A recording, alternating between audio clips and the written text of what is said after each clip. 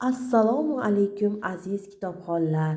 Men sizlarga bugun turk yozuvchisi Ahmad Lutfi Qozonchining O'gay ona romanini tavsiya qilaman. Shunday asarlar borki, o'qiganingizda qiziqish uyg'otadi. Boringki, uni bir o'tirishda o'qib tugatasiz. Biroq olgan taassurotlaringiz, hayajoningiz ko'pga cho'zilmaydi. Yana shunday asarlar borki, o'sha hayajon qalbingizga inadi. Yaxshigina o'rnashib oladi. Endi uni quvib ham chiqara olmaysiz. Bunga sabab muallifning samimiyati, shaxsiyatidagi musaffolik, qalb qurini asarga singdirganlik bo'lsa ajab emas. Bu romanda 3 yoshli yetim qolgan Ismoilning o'gay onani qilgan zulmlari, 19 yoshli qiz Fotimani unga qilgan mehribonliklarini ko'rib o'tamiz. Fotima ikkita yetim farzandiga, nafaqat o'zini qizi Samiyaxonga, qo'shni Ismoilga, Husaynning sinfdoshi, o'gay ona qo'lida o'sayotgan yetimlik degan og'ir yukni ko'tarib yurgan Yilmazga ham ona mehrini berishni yaxshi uddalaydi. Fotimaning qo'shnisi Ismoil 3 yoshida onasidan yetim qoladi. Keyingi hayoti esa o'gay onasining zulmi ostida o'ta boshladi. Ayniqsa singlisi Salima tug'ilganidan so'ng ikkisiga bo'lgan ayron munosabat Ismoilning dardiga dard qo'shadi.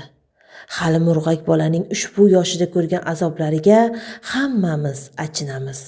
Shu o'rinda Fotima ona ham uning ko'nglini ozgina bo'lsa-da ko'tarish uchun qo'lidan kelgan yaxshiliklarni qiladi. Biroq bir bolaning azobli kechmishlari yoshgina qizning birdaniga 2 farzandning ona bo'lishiga to'laqonli sabab bo'la olarmikin? Ha, bu haqiqatga yaqin sabab. Aslida Fotimaning yetimlarga bu qadar rahmi kelishida undagi diniy bilimlar, islomiy qarashlar taqozo etganmikin? Mana asarning mohiyati. Yozuvchining bu asarni yozishiga maqsad qayerda? Diniy bilimlar haqiqiy insonni tarbiyalovchi, unga to'g'ri yo'lni ko'rsatuvchi shamchiroqdir.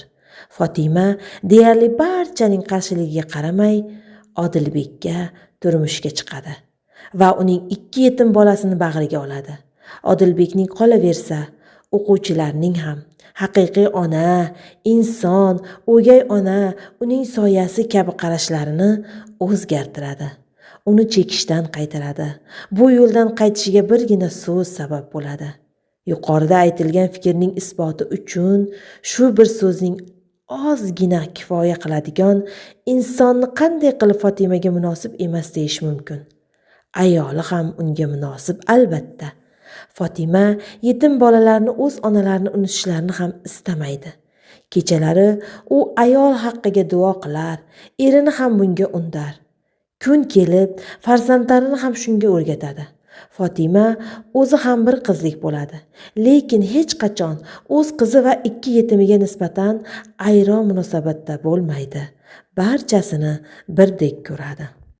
Fotima asarda shunday buyuk ayol sifatida tasvirlanadiki, asarda bayon etilgan bir vaziyatda menimcha farzandning haqiqiy onasi ham bunday yo'l tutishi mushkul.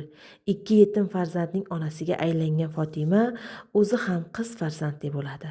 Kunlarning birida bir necha oylik bo'lgan qiziga katta o'gay qizi qarab o'tirgan edi. Qizaloq yig'lab qolgan go'dak og'ziga o'zi yeb o'tirgan no'xatdan bir donagina soladi. Hali ona sutidan bo'lak hech narsani og'ziga olmagan chaqaloq tiqilib, o'lib qolishiga bir bahya qoladi. Buni ko'rib Fotima jahl ustida qizaloqqa tarsaki tushirib yuboray deydi. Lekin ilohiy bir kuch bilan o'zini bu ishdan to'xtatadi. Qizaloqqa qo'l ko'tarmaydi. E'tibor bering, bu vaziyatda hatto chin ona ham o'zini tutish mushkuldir. Insonning yashashdan murodi ne? Xayrli dunyo, uxroviy saodat sirlari nimada? Farog'at koshonasi bo'lmish oila farovonlik asosi nimalardan iborat? Qo'lingizdagi kitob ushbu savollarga javob topishingizda asqotishiga umid qilamiz. Xulosa qilib shuni aytish joizki, bu romanni o'qigan vaqtingizga achinmaysiz. Hozirgi kunda o'z farzandini turli joylarga tashlab ketayotgan onalar haqida ham tez-tez eshitib qolamiz. Demak, bunday ayollarda umuman diniy bilim, tarbiya yo'q. Ota-onasidan deyarli tarbiya ko'rmaganligi ma'lum bo'lib qoladi. Chunki hayotda qancha yillab tirnoqqa zor bo'lib yurganlar bor. To'g'ri, bir kam dunyo deyishimiz mumkin, lekin farzand tarbiyasi uchun onada ham bilim yetarli darajada bo'lish kerak deb o'ylayman. Hurmatli kitobxonlar, ushbu romanni Furqat tumani Axborot kutubxona markaziga kelib olib o'qishingiz